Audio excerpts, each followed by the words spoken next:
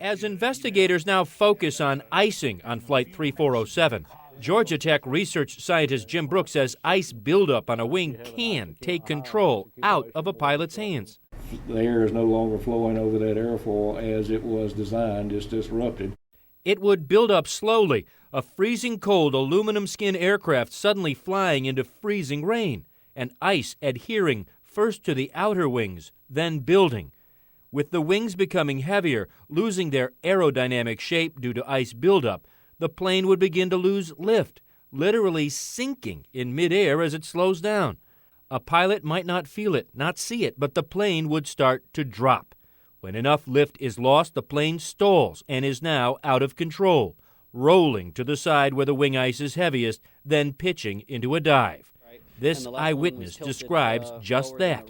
So it was pitched and it was headed down. Brooks says to recover from a stall, including an ice-inflicted stall, a pilot would push the nose down, dive, and regain airflow. What you've got to do is get that airspeed back.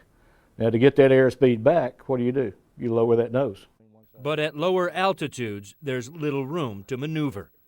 There are two different de-icing systems on the Dash 8. Electric heaters that heat air heading into the engine and along the leading edge of the plane's propellers, and a second system called boots that help shed ice from the wing.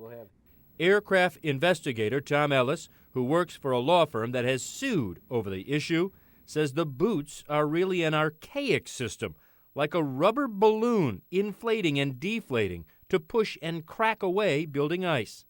You're talking about an aircraft that's certified to carry up to 78 people that's using pneumatic de-icing boots with bladder technology from the 1930s. In 1994, American Eagle Flight 4184 crashed in Roselawn, Indiana. The finding? Ice built up beyond the reach of the de-ice boot. 68 were killed.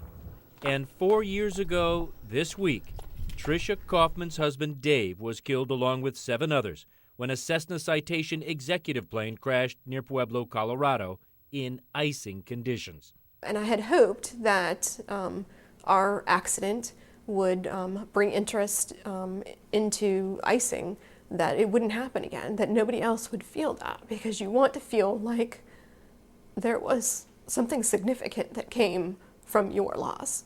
Investigators blamed the crew for not properly activating the de-icing boots, blamed the system itself for not being automatic, and also blamed the Federal Aviation Administration's failure to establish adequate certification requirements for flight into icing conditions.